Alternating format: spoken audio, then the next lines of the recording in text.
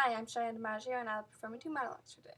The first is a comedic from I Think You Think I Love You by Kelly Younger, and the second a dramatic from Like Dreaming Backwards by Kellie Powell.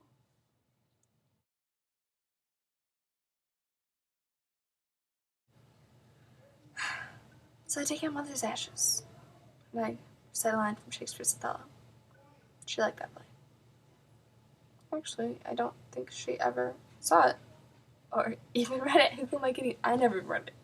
But I searched and searched for the perfect line, or poem, or quotation, or something to say at that moment, and I couldn't find anything. So I opened a book of Shakespeare. It's supposed to be the best, right? And I put my finger down and it landed on Othello, so that's what I memorized. And that's what I said. And then I said goodbye, Mom, and I tossed her into the air. And by the air, I mean the wind. And by the wind, I mean the wind was blowing the direction I was standing. And I'm sorry, but I never listened to those old sailor stories that say never spit into the wind because sure enough, Mom blows right out and right back at me. And of course, I'm all wet and weepy, and she sticks to my face. And by my face, I mean my nose and my mouth. So I break out and inhale. And down she goes. I mean, not all of her, of course, but just enough to be absolutely horrified that I just inhaled my mother.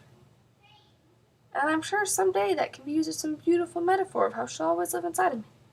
But all I can think about is how my mother tasted like charcoal.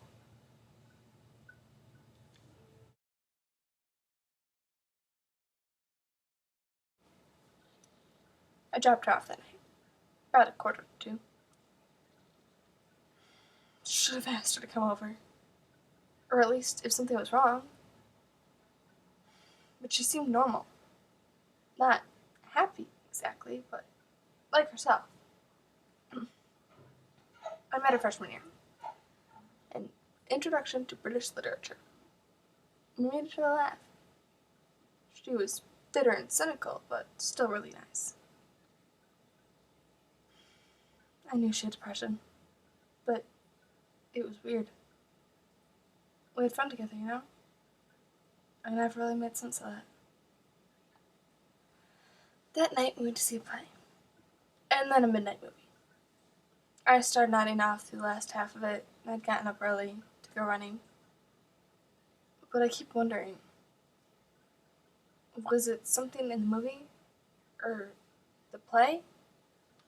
Some sort of trigger? Something that could set her off, you know?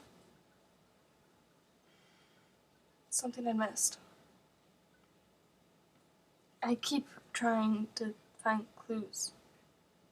Answers. She had survived so much. Why that night?